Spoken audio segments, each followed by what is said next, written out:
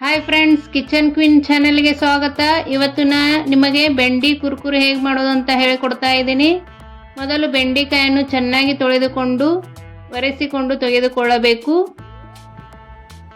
ಸಣ್ಣದ ಬೆಂಡಿಕಾಯಿ ಇದ್ದರೆ ಈ ರೀತಿ ತುಂಬ ತೆಗೆದುಕೊಂಡು ಕಟ್ ಮಾಡಿಕೊಳ್ಳಬಹುದು.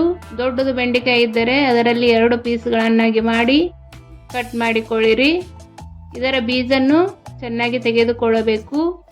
ಈಗ ಮಕ್ಕಳಿಗೆ ರಜೆ ಇರುವುದರಿಂದ ಬೆಂಡಿಕಾಯಿ ತಿನ್ನದೇ ಇರುವ ಮಕ್ಕಳು ಕೂಡ ಇಷ್ಟಪಟ್ಟು ತಿನ್ನುವಂಥ ತಿಂಡಿಯಾಗಿದೆ. ವಿಡಿಯೋ ಪೂರ್ತಿಯಾಗಿ ನೋಡಿರಿ ಹೇಗೆ ಮಾಡೋದು ಅಂತ. ಅದರಲ್ಲಿರುವ ಬೀಜವನ್ನು ತೆಗೆದುಕೊಳ್ಳಬೇಕು. ಬೀಜ ತೆಗೆದುಕೊಂಡರೆ ಒಳ್ಳೆ ಬರುವುದಿಲ್ಲ, ಕ್ರಿಸ್ಪಿಯಾಗಿ ತುಂಬ ಚೆನ್ನಾಗಿರುತ್ತವೆ. ಈಗ ಇದಕ್ಕೆ ಉಪ್ಪು, ಚಿಲ್ಲಿ ಪೌಡ್ರ್, ಆಮ್ಚೂರ್ ಪೌಡ್ರ್, ಗರಂ ಮಸಾಲವನ್ನು ತೆಗೆದುಕೊಂಡಿದ್ದೇನೆ. ಇದನ್ನೆಲ್ಲ ಹಾಕಿ ಚೆನ್ನಾಗಿ ಮಿಕ್ಸ್ ಮಾಡಿ 2 ರಿಂದ 3 ನಿಮಿಷ ಬಿಡಬೇಕು. ಹೀಗೆ ಬಿಡುವುದರಿಂದ ಸ್ವಲ್ಪ ನೀರು ಬಿಟ್ಟುಕೊಳ್ಳುತ್ತದೆ. ಈ ರೀತಿ ಮಿಕ್ಸ್ ಮಾಡಿ ಪ್ಲೇಟ್ ಮುಚ್ಚಿ 2 ರಿಂದ 3 ನಿಮಿಷ ಬಿಡಬೇಕು. ಈಗ ಎಣ್ಣೆ ಕಾಯಲು ಇಟ್ಟುಕೊಂಡಿದ್ದೇನೆ.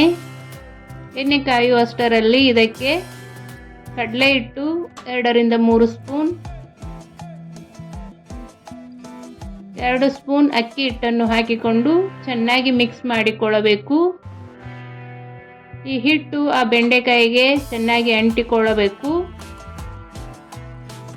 ಅಂಟಿಕೊಳ್ಳದಿದ್ದರೆ ಸ್ವಲ್ಪ ನೀರನ್ನು ಚಿಮುಕಿಸಿ ಚೆನ್ನಾಗಿ ಮಿಕ್ಸ್ ಮಾಡಿಕೊಂಡರೆ ಚೆನ್ನಾಗಿ ಅಂಟಿಕೊಳ್ಳುತ್ತದೆ. ನಾನು ಉಪ್ಪು ಮತ್ತು ಖಾರ ಹಾಕಿ 5 ನಿಮಿಷ ಬಿಟ್ಟಿದ್ದರಿಂದ ಚೆನ್ನಾಗಿ ಅಂಟಿಕೊಂಡಿದೆ. ನಾನು ನೀರು ಹಾಕ್ತಾ ಇಲ್ಲ. ನಿಮಗೆ ಅಂಟಿಕೊಳ್ಳದಿದ್ದರೆ ಸ್ವಲ್ಪ ನೀರು ಅಥವಾ ಲಿಂಬೆಹಣ್ಣಿನ ರಸವನ್ನು ಚಿಮುಕಿಸಿ ಚೆನ್ನಾಗಿ ಮಿಕ್ಸ್ ಮಾಡಿಕೊಳ್ಳಬೇಕು. ಬೆಂಡೆಕಾಯಿಗೆ ಹಿಟ್ಟು ಚೆನ್ನಾಗಿ ಅಂಟಿಕೊಂಡರೆ ತುಂಬ ಚೆನ್ನಾಗಿ ಟೇಸ್ಟ್ ಕೊಡುತ್ತದೆ.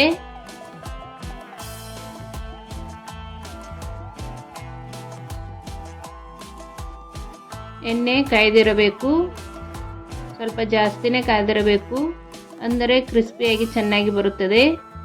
ಈಗ ಎಣ್ಣೆ ಕಾದಿದೆ. ಈಗ ಬೆಂಡೆಕಾಯನ್ನು ಹಾಕಿಕೊಳ್ತಾ ಇದ್ದೇನೆ. ಈ ರೀತಿ ಮೇಲ್ಗಡೆಯಿಂದ ಗೂಳೆ ಬರಬೇಕು.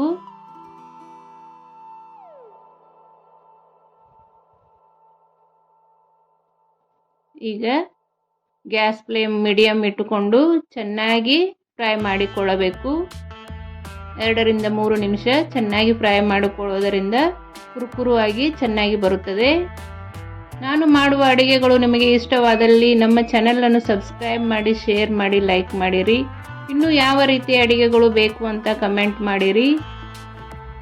ಈ ಬೆಂಡಿ ಕುರ್ಕುರಿ ಹೇಗೆ ಬಂತು ಅಂತ ಕಮೆಂಟ್ ಮಾಡಿ ಹೇಳಿರಿ. ಈಗ ಇದನ್ನು ಚೆನ್ನಾಗಿ ಫ್ರೈ ಮಾಡಿಕೊಳ್ಳೋಣ.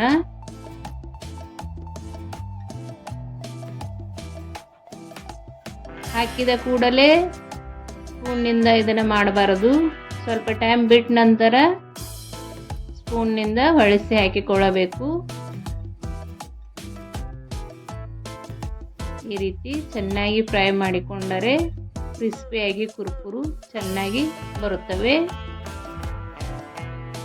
ಈಗ ಮಕ್ಕಳಿಗೆ ರಜೆ ಇರುವುದರಿಂದ ಏನಾದರೂ ಸ್ನ್ಯಾಕ್ಸ್ ಕೇಳ್ತಾ ಇರುತ್ತವೆ. ಸಾಯಂಕಾಲ ಇದನ್ನು ಮಾಡಿಕೊಟ್ಟರೆ ತುಂಬ ಚೆನ್ನಾಗಿರುತ್ತದೆ. ಒಂದು ಸಲ ಮಾಡಿ ನೋಡಿರಿ. ಈಗ ಇವು ರೆಡಿಯಾಗಿವೆ, ತೆಗೆದುಕೊಳ್ತಾ ಇದ್ದೀನಿ. ಈಗ ಬೆಂಡಿ ಕುರ್ಕುರೆ ರೆಡಿ ಆಯಿತು.